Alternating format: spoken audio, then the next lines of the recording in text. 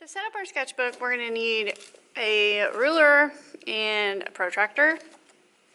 And what I'm going to do is, I'm going to use like the bottom half of my paper, and I'm going to make a 3-inch line. Make sure you're finding the actual end of the measurement. Don't use that edge right there. And I'm actually going to do this in Sharpie so you can see, but you should use a pencil.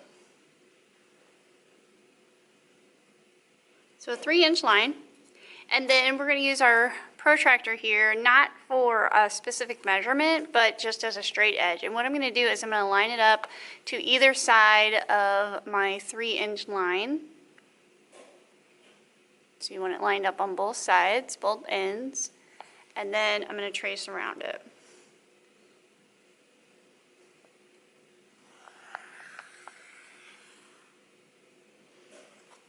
So now this is going to represent the silhouette of our coil pot. But in order to get a really nice repeating pattern that's equally spaced, has good line quality, and it's balanced, we want to go ahead and make ourselves a grid on our drawing. That way when we go to put our lines and shapes on here, all of that stuff will happen pretty naturally. If you just try to freehand it, you could probably get a rough sketch, but we'll be able to take this grid and put it on our clay pot and really easily be able to transfer our design. All right, so we are going to measure a 1/2 inch down from the top. Make sure you line it up with the measurement, not the end of the ruler. So a 1/2 inch. You can mark it with a dot, or you can do like a little dash, however you want to do that. And then from that mark, you're going to measure down 1 inch. So this was a 1/2. This is 1 inch. I probably shouldn't do that in the middle. I'll mark it. I'll show you guys. I'll put it at the side. I think that'll be a better spot for it, because I'm going to draw on this. We're going to do 1/4. Then we're going to do 2 inches. 1/4. And 1 inch. Now, at this point, you could come over here and measure that down, but you're going to have to make an adjustment for your measurement for that slope. And I don't really think that that's necessary to do. You can just kind of eyeball it. Just make sure it's the equal distance on this side as it is on this side. And try to get yourself as straight of an edge as you can.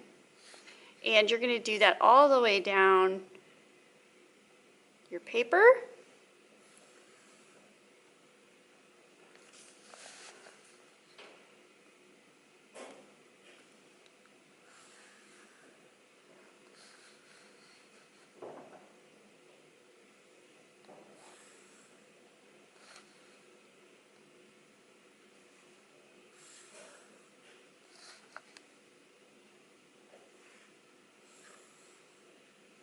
Okay, so now what I've done is I've created myself like some bands where I'm actually going to put the patterns.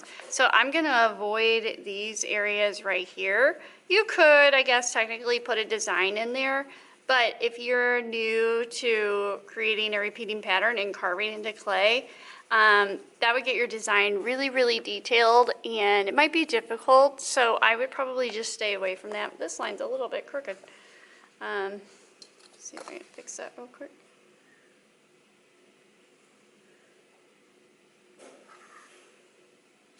There we go. And then I'm going to stay away from the foot.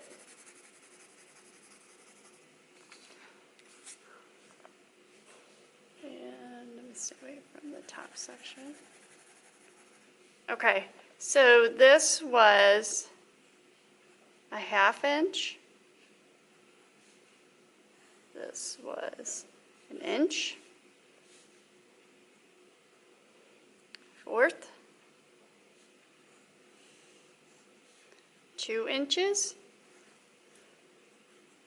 1/4. And 1 inch. So those are your measurements for that.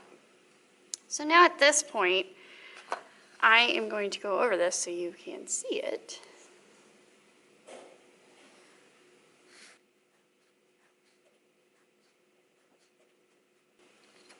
Okay, so now what we're going to do is we're going to measure from one side to the other and kind of get our middle point, which this should be about 6 inches, as it is. So I'm going to mark 3 inches. And then I'm going to draw a line right down the middle. Try to make sure it's as straight as you can get it.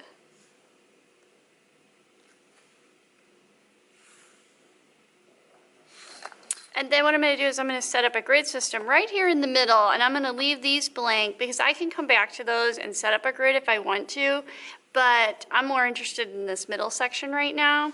So I'm going to take my ruler and I'm going to go from corner to corner.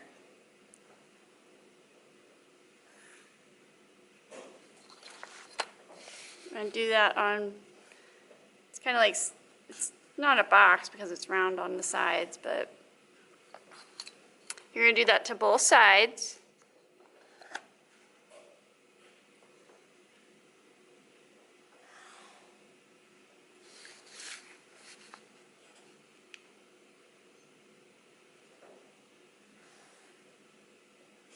And then we're going to do our line down the middle of this.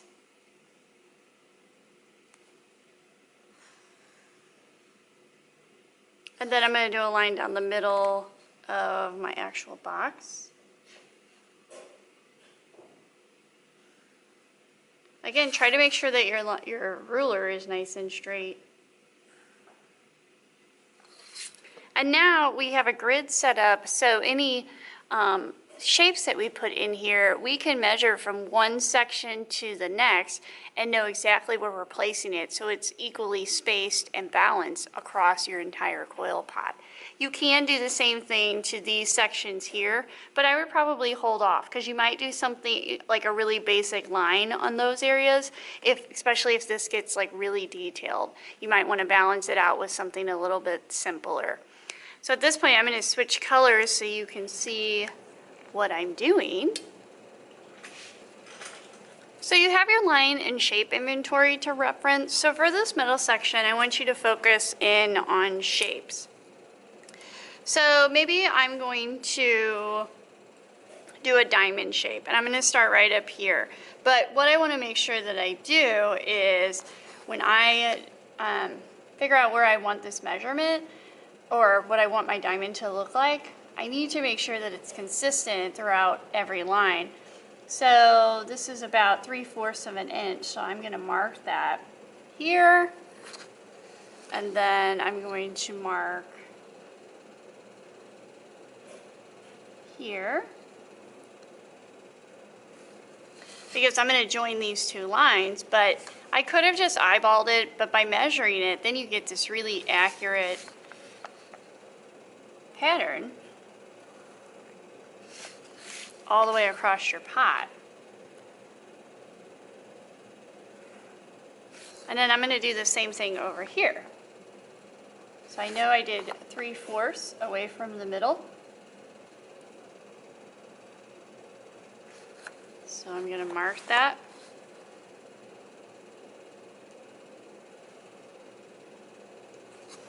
And then I'm going to take it to my center point.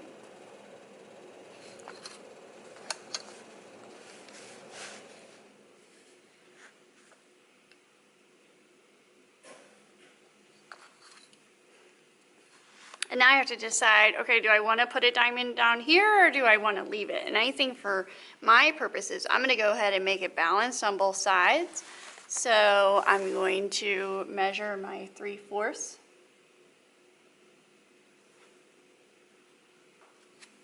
And I'm going to do that to both of my squares.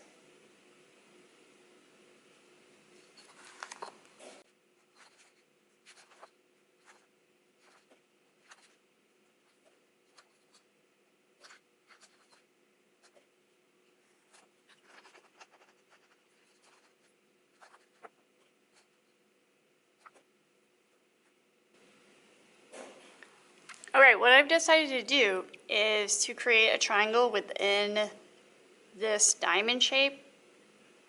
I'm actually going to just basically create a smaller diamond inside of this. So I can do one of two things. I can measure from this point over, or I can measure from here down. I think it's going to be easier to measure this way. That way I can also use that measurement from this point here. So, and that is a 1/2 inch, so I'm going to do the same thing over here. And then I will join my lines.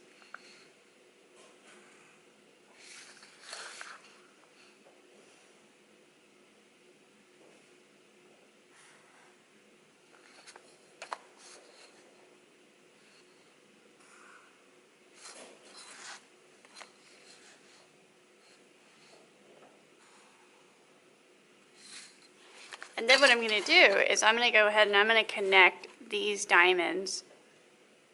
But it's not going to look like that really though, because I'm going to shade this part in, because this is going to be part of the clay that I take away whenever I do my graffiato process. So anywhere where you fill in color is going to show up white. And so we want to go ahead and mark that so we know when we reference our design what we're going to be taking, like a larger amount away. You'll carve all your lines, but the area that has the color, you're actually going to take a larger amount, right? So these will just be straight lines, where this section I'll have to carve that whole area. So now I know what my pattern is going to look like. So I'm going to have these smaller kind of diamondy shapes next to this larger diamond shape. So I have to redraw that right here. So don't let it confuse you. Just because you don't have like that whole shape, this is going to be represented. It's going to be around your pot. So it's the same process that I did right here.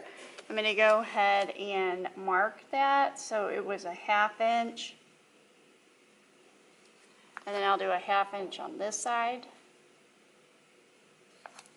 And then you can still see the corners, so we'll go ahead and connect those.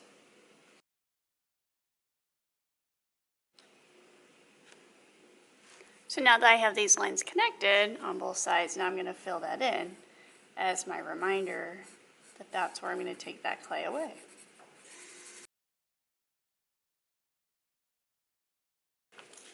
So this is going to represent the middle band on my coil pot. So now I need to figure out what I'm going to do at the top and what I'm going to do at the bottom. You can either create a pattern again on the top and bottom, or you can just go with a single line, but I wouldn't do a single shape because it's going to look too elementary. So take a look at your line inventory and decide what's really going to match the pattern that you have going on in the middle. My shapes that I have going on are pretty geometric. I don't really have anything organic, so I don't know that switching to something organic would really create a cohesive design. So I'm going to stick to something pretty basic. So what I'm going to do is I'm going to do a zigzag line, but I want to make sure that this is equally spaced all the way across. So what I could do is I could take my ruler and I can mark this off into 1 inch segments or 1/2 inch segments if you wanted to, but I don't want my zigzag to be that close together, so that's why I'm going to do 1 inch segments. And this is going to tell me where my lines need to connect, and I could do it on the bottom as well, but it's going to be slightly off. So I think I'll wait. I think what I'll do is I'll see in between these and I'll just kind of drop it down. Just kind of eyeballing it, because that's where the bottom of my zigzag will be.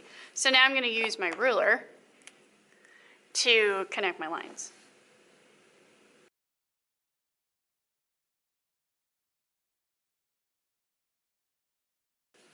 So compared to this middle section, this looks really plain. A really easy way to make this to look more three-dimensional and make that design pop is by adding a second line. So you could quite literally just do the same shape and do another zigzag just right on top of it, and that would be the area that you're gonna pull clay from. But I'm gonna get a little bit more savvy with mine, and I'm gonna kind of match this up here just a little bit. So I'm gonna use my pencil first. And I'm going to decide how wide that I want these. So then at this point, I can go through and I can measure how wide that is.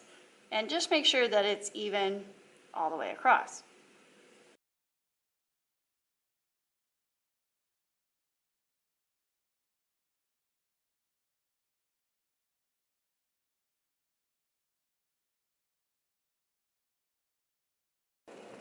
So I'm still not loving the way that this looks.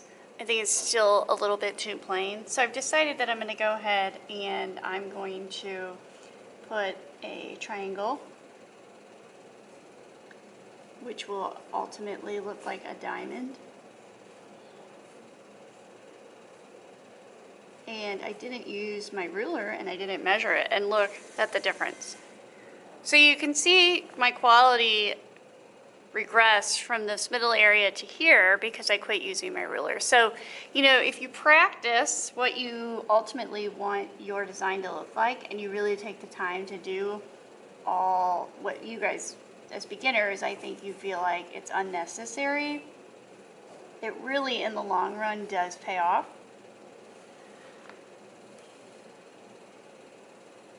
So that looks a lot better. I'm liking that design. I think it's a little bit disconnected from this up here, so I've got to figure out a way to kind of connect them. But if I put this design up here at the top, then I think the design will feel a lot more cohesive. So I'm just going to repeat what I did down here up at the top band, but I'm actually going to flip my book. That way the points of the triangles are going together and they're going to kind of meet each other.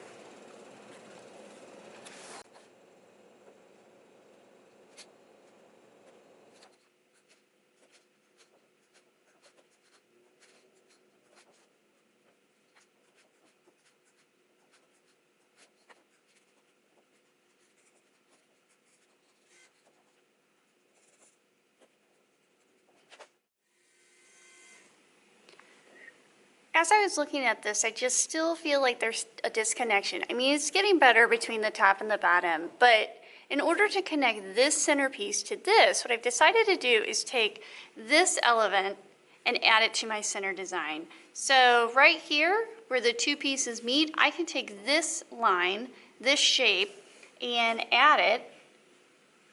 I'm just going to do it to the top and the bottom just to kind of see what it looks like in pencil, and I like it, so I'm going to go ahead and add it so you guys can see this.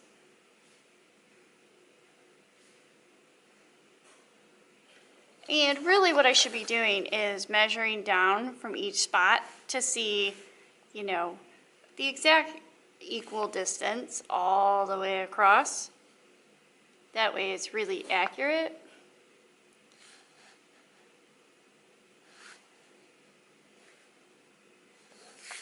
And then I would measure from the top, you know, from this edge here.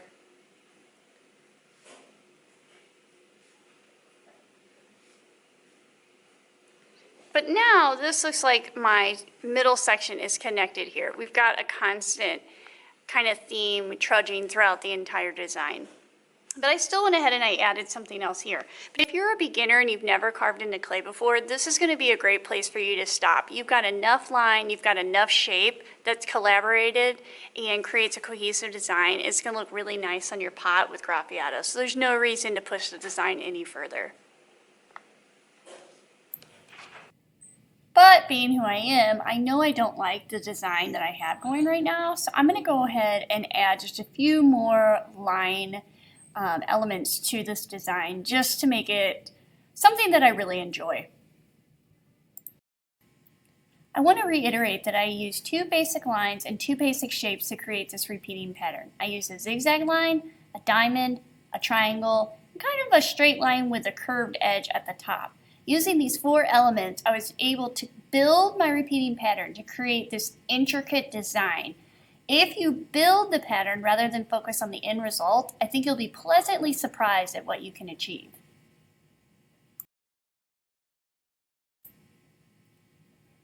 So the final thing that you need to do is a handle. You're going to use the designs within your repeating pattern to help influence the handle itself. So I like to kind of take the biggest design qualities, such as the diamond, and maybe kind of play around with that shape, put it at the top of your coil pot, and kind of draw it out. If you do that, then you've got a bigger surface area that you can kind of cut some shapes out of if you want to. You can add some additional shapes to the side, and you can also use the graffiato process on the actual handle if you choose to go that route as well. So play around with the shapes at the top, but just make sure that it's resonating with the pattern that you already have there. Make sure that it's cohesive and you're not just sticking like a ball of clay at the top of your coil pot. That's not what you want. You've done a really good job with your repeating design. Go ahead and finish it off with a really cool, epic handle.